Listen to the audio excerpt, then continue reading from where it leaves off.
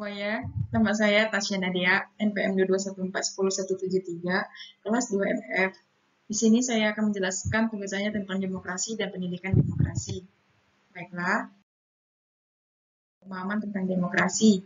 Yang pertama, pengertian. Demokrasi berasal dari bahasa Yunani demos, artinya rakyat atau penduduk setempat, kratos artinya pemerintahan. Yang kedua, kekuasaan pemerintahan.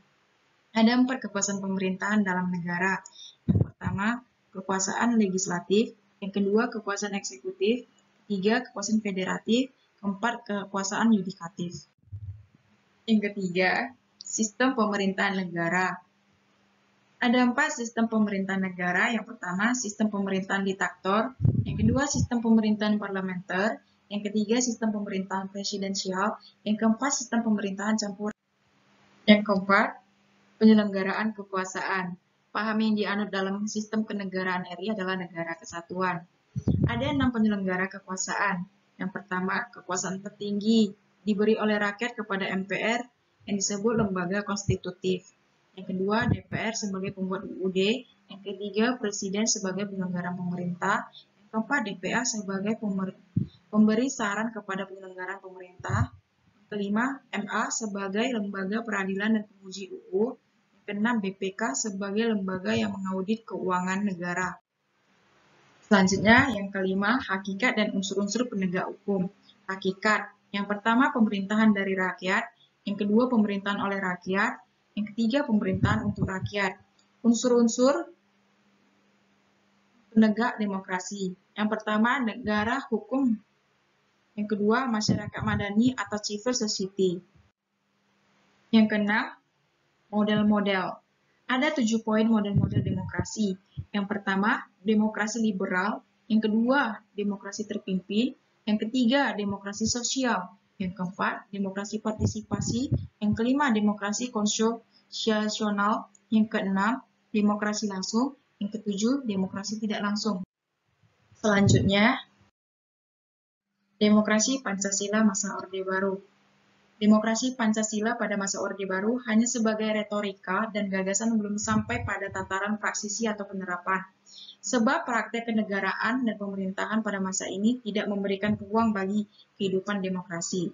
Pada masa ini, kehidupan demokrasi ditandai oleh dominannya peran ABRI, birokratisasi, dan sentralisasi pengambil kekuasaan politik, pengibirian, peran dan fungsi partai politik, campur tangan pemerintah dalam berbagai urusan partai politik dan publik, masa mengamang, monolitisasi, ideologi negara, inkorporasi lembaga non-pemerintah. Selanjutnya, faktor pendukung.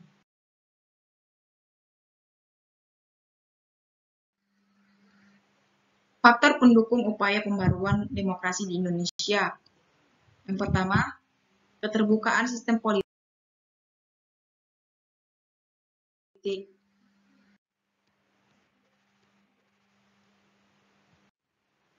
Yang kedua, budaya politik partisipatif egalitarian. Yang ketiga, kepemimpinan politik yang berorientasi kerakyatan. Yang keempat, rakyat yang terdidik, cerdas, dan berkepedulian. Yang kelima, partai politik yang tumbuh dari bawah. Yang keenam, penghargaan terhadap hukum. Yang ketujuh, masyarakat sipil yang tanggap dan bertanggung jawab.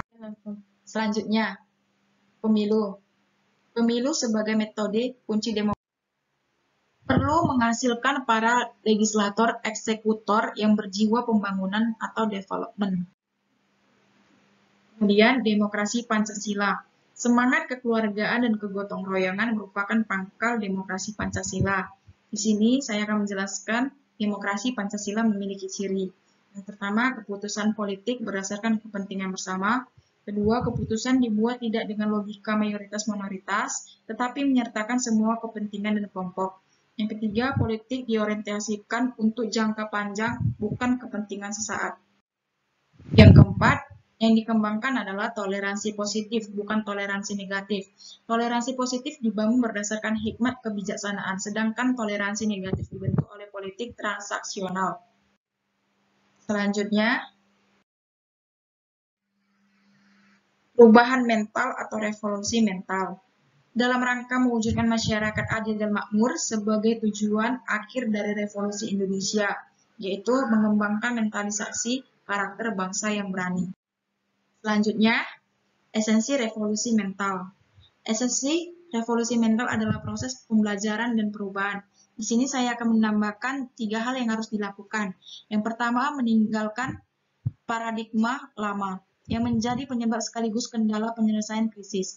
Yang kedua, menggali dan kemudian menghidupkan kembali paradigma lama yang masih dapat diandalkan untuk menyelesaikan krisis. Yang ketiga, mempelajari, menguasai, dan mempraktikkan paradigma baru untuk menjawab krisis multidimensi dan tantangan bangsa yang makin kompleks.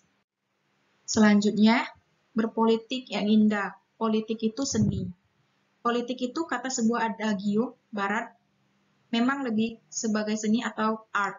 Di sini saya akan menambahkan tentang seni. Memainkan kemungkinan-kemungkinan akan tetapi bukan berarti dalam politik hal-hal yang tidak mungkin dapat menjadi mungkin begitu saja. Selanjutnya, memperkuat toleransi. Bangsa ini merupakan kaya ragam budaya, segi kesenian, dan keagamaan. Di sini saya akan menambahkannya lagi, gimana masyarakat Indonesia yang memeluk banyak kepercayaan agama, yang pertama Islam, Kristen, Hindu, Buddha, dan penganut kepercayaan terhadap kepada Tuhan Yang Maha Esa.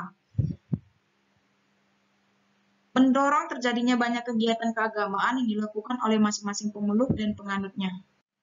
Selanjutnya, pendidikan demokrasi. Pendidikan demokrasi adalah sosialisasi nilai pendidikan yang dijalankan oleh warga negara.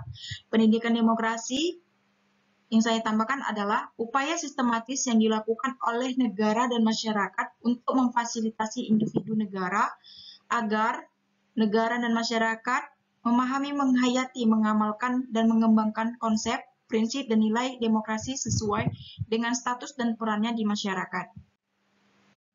Sekian dan terima kasih. Jika ada salah kata, mohon dimaafkan.